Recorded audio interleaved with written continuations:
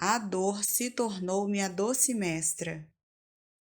A decisão de construir meu destino me levou, mesmo sem entender na época, a reeditar as janelas killer que me encarceravam. Meu eu, pouco a pouco, saiu da plateia, da condição de espectador passivo. Entrou no palco da minha mente para dirigir o script da minha história. Foi nesse momento que finalmente entendi outra ferramenta fundamental. Todas as escolhas envolvem perdas. Quem quer ganhar tudo não leva nada. Eu tinha de perder minha vida fácil, irresponsável, dada às festas e sem compromisso com o futuro, para atingir minhas metas maiores. Perder o irrelevante para conquistar o essencial é imprescindível. Você consegue diferenciar o irrelevante do essencial? Muitos querem conquistar filhos, amigos, parceiros, mas não reciclam sua impulsividade, irritabilidade e capacidade doentia de julgar, cobrar e diminuir os outros. Nunca os conquistam, pois não sabem perder. Muitos querem ter saúde emocional, mas não dão nenhuma importância ao seu sono. Não treinam relaxar, insistem em ser máquinas de trabalhar, são vítimas da SPA, Síndrome do Pensamento Acelerado, causada pela velocidade excessiva do pensamento, que gera ansiedade, mente agitada, insatisfação, falta de concentração, inquietação, flutuação emocional, cansaço físico exagerado, baixa capacidade para suportar frustrações, entre outros sintomas. Nunca se preocupam em aprender a proteger sua emoção e a filtrar estímulos estressantes. Não sabem fazer escolhas, são futuros heróis do leito de um hospital. Gosto de lembrar Abraham Lincoln, que libertou os escravos na década de 60 do século XIX, mas não impediu que o preconceito continuasse arraigado no inconsciente coletivo de milhões de norte-americanos. Não é fácil reedificar as janelas killer quando na educação não estimulamos a nova geração a reeditar suas mazelas e a se tornar autora da própria história. Na década de 60 do século XX, nos Estados Unidos, os negros ainda eram discriminados vergonhosamente. Portanto, faltou não apenas mudar a lei, mas também mudar o coração. Faltou unir o sonho da liberdade com a disciplina educacional para mudar a mente das pessoas, principalmente a dos brancos. Um grande sonhador. O destino não é inevitável. O líder negro norte-americano Martin Luther King sonhou com uma sociedade livre, não apenas na Constituição, mas também no território da emoção. Seu sonho o levou a ter foco. Seu foco o levou a traçar estratégias. Saía pelas ruas e pelas avenidas das grandes cidades dos Estados Unidos, proclamando liberdade e igualdade entre brancos e negros. Suas estratégias o levaram a fazer grandes escolhas, e suas escolhas, sabia ele, poderiam levar a significativas perdas. Tinha consciência de que poderia ser morto, e morreu, mas considerou o sonho da liberdade mais importante do que se esconder. Seu comportamento reescreveu uma importante página da história norte-americana.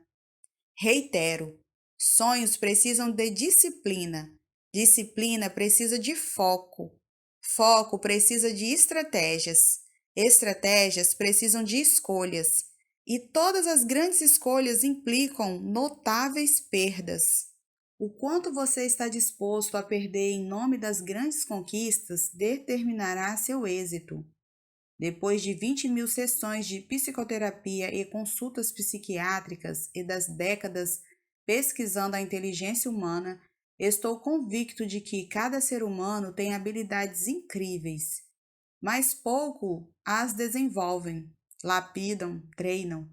Uns são torradores de dinheiro, outros de potencial intelectual. E você? todos nós devemos entender que o destino não é frequentemente inevitável, mas uma questão de escolha. Muitos querem o perfume das flores, mas poucos sujam as mãos para cultivá-las. Se acreditasse em destino, eu estaria perdido. Todas as minhas circunstâncias externas e internas apontavam para o fracasso. 2 anos depois de seguir essa trajetória, passei da condição de péssimo aluno de escola pública para a de um dos melhores de matemática, química, física. O resultado? Finalmente entrei em 5º lugar na faculdade de medicina entre mais de 1.500 alunos. Foi uma grande festa. Amei o perfume das flores, mas com humildade aprendi a sujar as mãos para cultivá-las. Os sonhos e a disciplina venceram. Sorri, alegrei-me, festejei, mas não sabia que meus mais áridos desertos ainda estariam por vir. A dor nos destrói ou nos constrói. Tudo parecia perfeito na faculdade de medicina, mas no 2º ano atravessei os válidos sórdidos de uma depressão. Não sabia que a depressão era o último estágio da dor humana. Não sabia que as palavras eram pobres, toscas para descrevê-la. Sempre fui alegre, sociável, bem-humorado. Minha mãe era uma pessoa encantadora, mas tinha depressão. A relação com meu pai tinha seus conflitos, mas ele era bem-humorado, ativo, dinâmico.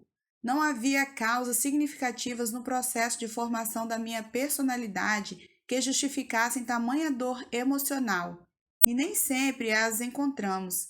Às vezes, o que existe é uma somatória de pequenas causas. O que mais justificava meu conflito era a minha hipersensibilidade, hiperpreocupação em agradar aos outros e hiperprodução de pensamentos que me deixavam sem qualquer proteção emocional. Chorei sem derramar lágrimas, contraí o sentido existencial, asfixiei meu prazer de viver. Minha mente foi assaltada por pensamentos antecipatórios e pessimistas. Observando o meu próprio caos emocional é que entendi mais uma ferramenta. A dor nos destrói ou nos constrói. A maioria das pessoas usa a dor para se punir, se diminuir, se isolar. Quanto a mim, usei-a como minha doce mestra para procurar o mais importante de todos os endereços, um endereço que poucos encontram, dentro de mim mesmo. Meu conflito me levou a me interiorizar profundamente e a desenvolver a arte da pergunta em seu sentido mais intenso. Perguntava diariamente: como penso? Por que penso? Qual é a natureza dos meus pensamentos?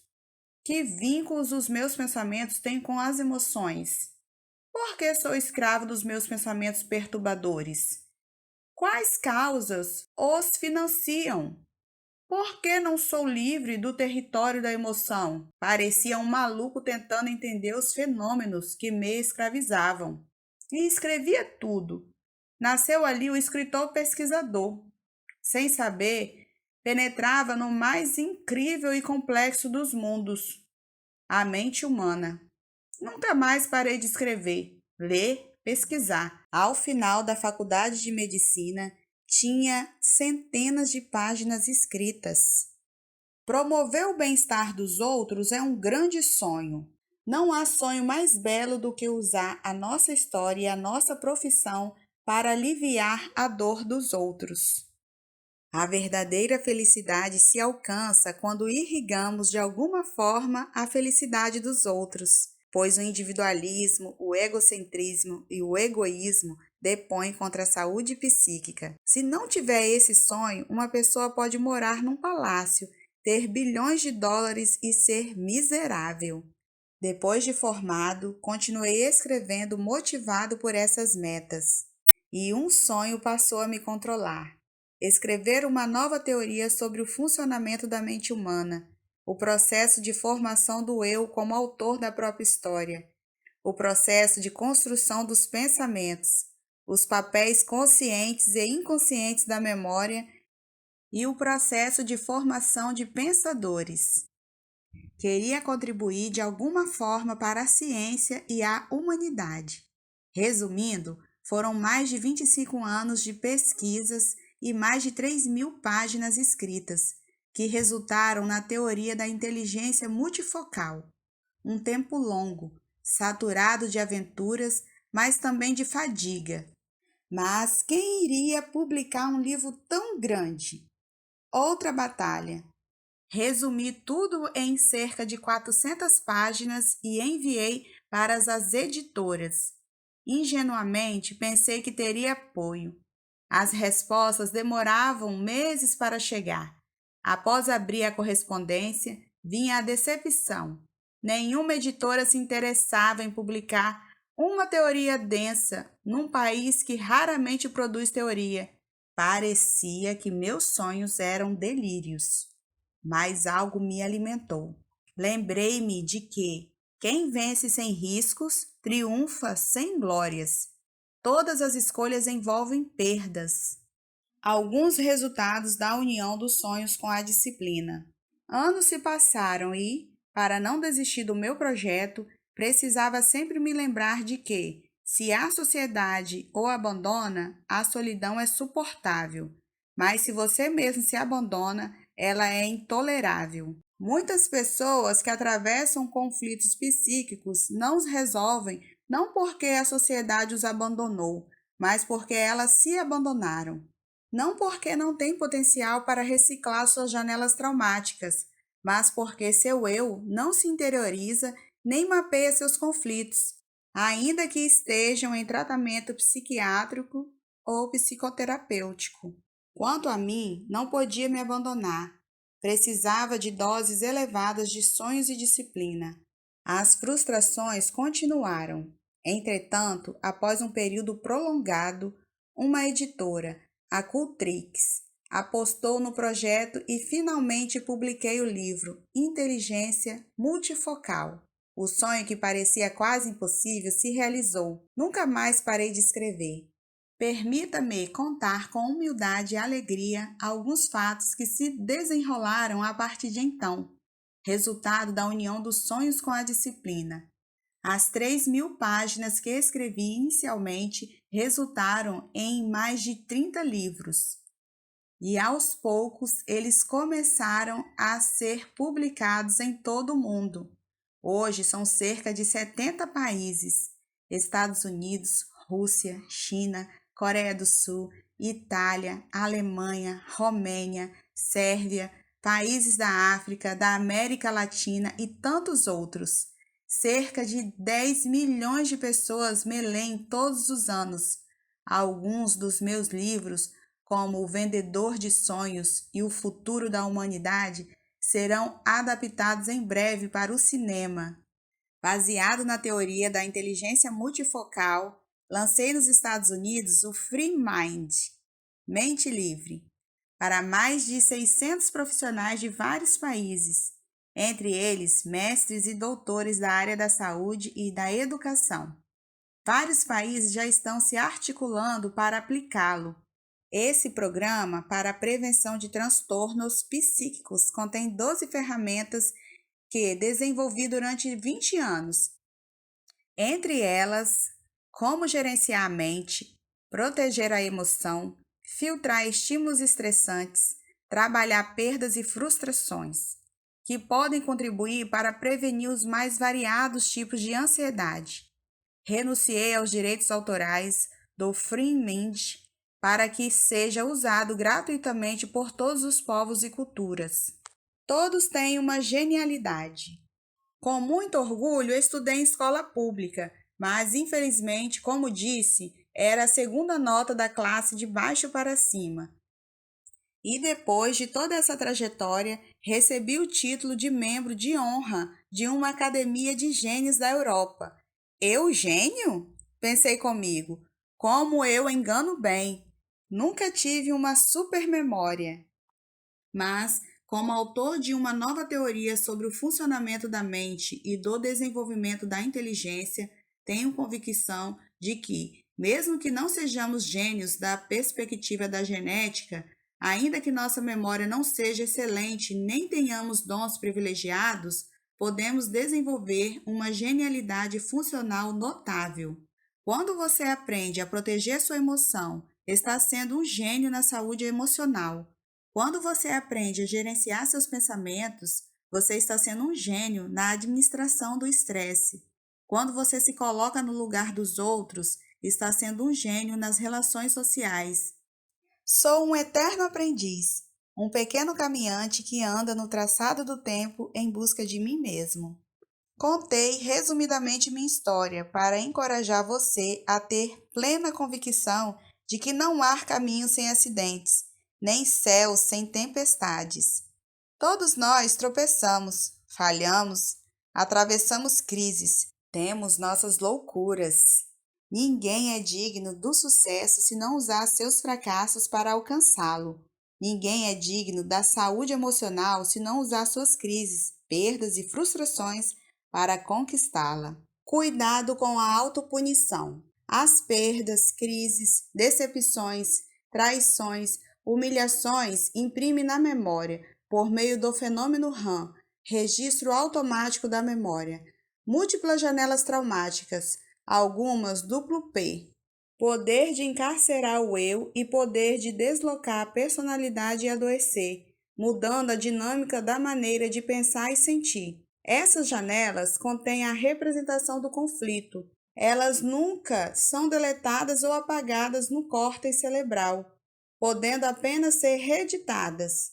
A única possibilidade de deletar a memória é por meio de lesões cerebrais, como traumatismo crânioencefálico, acidente vascular cerebral, tumor, degeneração celular. Devemos sempre lembrar que, por mais angústias que atravesse, cada ser humano complexo e completo possui habilidades incríveis para proteger a emoção e gerenciar os pensamentos e, consequentemente, reciclar sua história, embora seu eu não seja equipado e treinado para usá-las.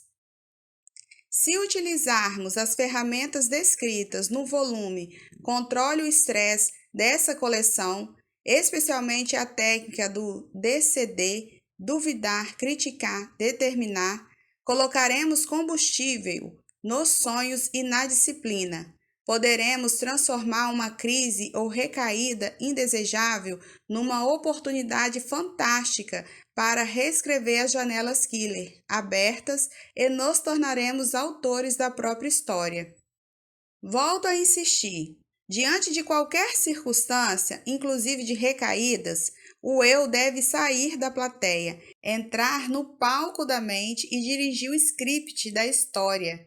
Caso contrário, os sentimentos de culpa e de autopunição poderão fechar o circuito da memória e considerar que voltou tudo de novo, autopunindo-se e achando que é um caso sem solução. Esse é um erro terrível que deve ser evitado. Há psiquiatras e psicólogos notáveis que, por não conhecerem a dança das janelas light e killer nos bastidores da mente, não preparam seus pacientes para as armadilhas emocionais e para o enfrentamento do caos gerado por crises e recaídas inesperadas e indesejáveis.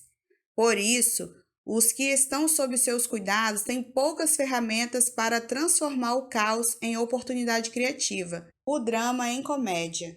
Enfim, para o eu se tornar autor da própria história quando o mundo desaba sobre eles. É fácil ter sonhos e disciplina em céu de brigadeiro. O difícil, mas fundamental, é tê-los quando atravessamos os terremotos emocionais e sociais. E cedo ou tarde todos nós atravessaremos.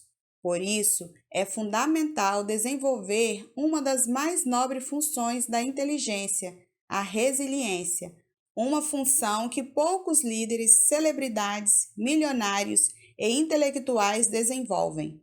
Resiliência é o elo frequente entre a disciplina e os sonhos, assunto abordado no próximo capítulo.